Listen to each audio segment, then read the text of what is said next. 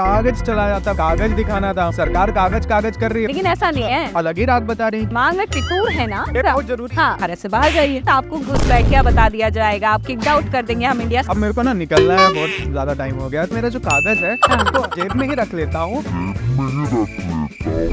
आराम से। अरे अरे अरे मैम, हमारा कागज चला जाता, बताइए। कागज दिखाना था हमको, सरकार कागज कागज कर रही है, बताइए। कागज भी तो दिखाना है, इसीलिए इसको सबसे जरूरी है। अच्छा एक बात बताइए मैम, इतना ज्यादा ये सीए का बवाल हो रहा है, आखिर ये मुद्दा क्या है? पूरा का पूरा मसला क्या है ये बताइए। मैं समझ गई थी, जब तुम कागज की बात कर रहे थे तो मुझे समझ आ गया था तुम बात सीए की कर रहे हो। सीए का मुद्दा जो है, उसे मुद्दा जबरदस्ती बनाया जा रहा है। देखो, सीए जो है एक नियम है, जिसके ये नियम जो है लोगों को लगता है उससे नागरिकता छीनने का है, लेकिन ऐसा नहीं है, नागरिकता देने का है। और चुनावी साल है 2024, तो इस चुनावी साल में कहा जा रहा है कि सीए के नियम जो है वो लागू हो जाएंगे। हो सकता है 26 जनवरी से लागू हो जाए, लेकिन यहाँ पर सुधांशु एक बात बहुत इंपॉर्टेंट है, कोई ऑफिशियल स्टेटमेंट नहीं आया है इसे लेकर। अच्छा एक बात बताइए मैम, सब लोग तो ये बोल रहे हैं कि इससे नागरिकता ले ली जाएगी, नागरिकता ले ली जाएगी, लेकिन आप एक अलग ही राग बता रहे हैं कि इससे नागरिकता दी जाएगी।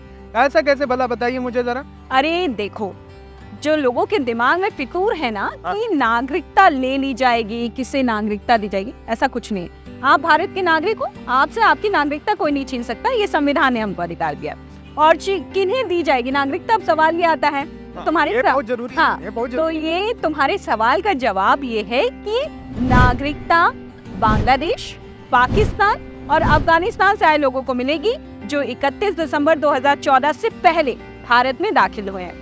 अब दूसरा सवाल कि अब किन्हें किन्हें दी जाएगी। हाँ। तो इसमें जिन धर्मों को शामिल किया गया है, अल्पसंख्यकों ने कहा गया है, और इसमें हिंदू हैं, इसमें ईसाई हैं, इसमें पारसी हैं, इसमें सिख हैं, इसमें जैन है और इसमें बौद्ध हैं। तो इन 6 धर्मों के लोगों को सीए के तहत नागरिकता दी जाएगी। जो गैर कानूनी मुसलमान इमिग्रेंट्स हैं, जो वो आते हैं, उनका क्या होगा?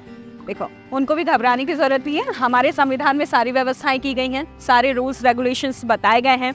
और हमारे संविधान में जो कहा गया है 1946 जो विदेशी अधिनियम है, और 1920 का पासपोर्ट अधिनियम, इसके तहत जो है भारत में और आने और जाने को लेकर, रहने को लेकर कानून है। उस कानून के तहत आप उसका लाभ उठाइए, रहिए भारत में या भारत से बाहर जाइए। मतलब अब हमारा कागज इधर घूम भी गया है, हेरा भी गया है, तो भी तो कोई ये नहीं होगा, मतलब नहीं, कोई आपको चिंता करने की जरूरत नहीं है।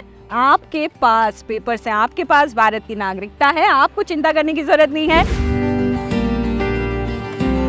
मैं सोच रहा हूँ कि ये जो कानून है, इसको लेकर लोगों के मन में ना बहुत सारे कंफ्यूजन है कि उन्हें घुसपैठिया बता दिया जाएगा, उन्हें देश से बाहर निकाल दिया जाएगा, यहाँ तक कि देशद्रोही बता दिया जाएगा। आप इस सवाल का आप क्या जवाब देंगे? देखो, ये सरासर गलत।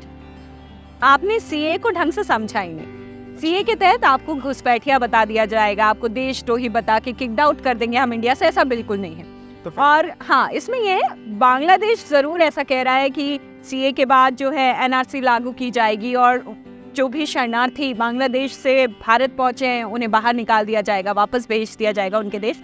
तो आपको इन सारे मसलों में नहीं पड़ना है।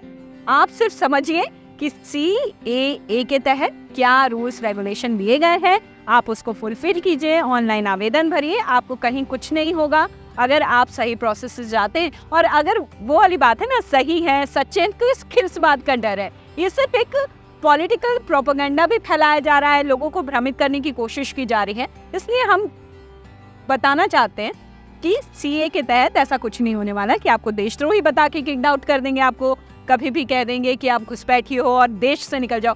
ये सब गलत बात है। किन किन राज्यों में जो विदेशी लोग हैं उनको नागरिकता दी जा रही है अपने देश में?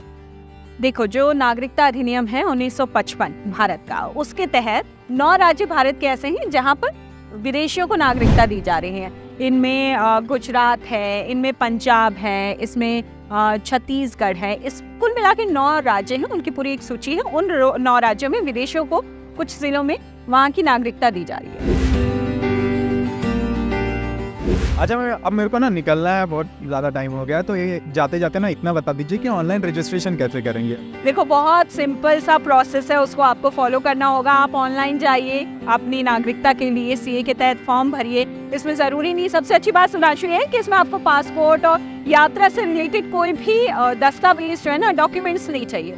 आप रजिस्ट्रेशन कीजिए। बाकी जो धर्म है उनके लिए तो 5 साल है कि 5 साल से आप भारत में रह रहे हो, लेकिन जो मुस्लिम है उनके लिए ये अवधि 11 साल है, यानी 11 साल से ज्यादा वक्त से आप भारत में रह रहे हो। बहुत सिंपल सा नियम है, कोई तामझाम नहीं है। ऑनलाइन जाके बड़े आराम से आपका रजिस्ट्रेशन हो जाएगा।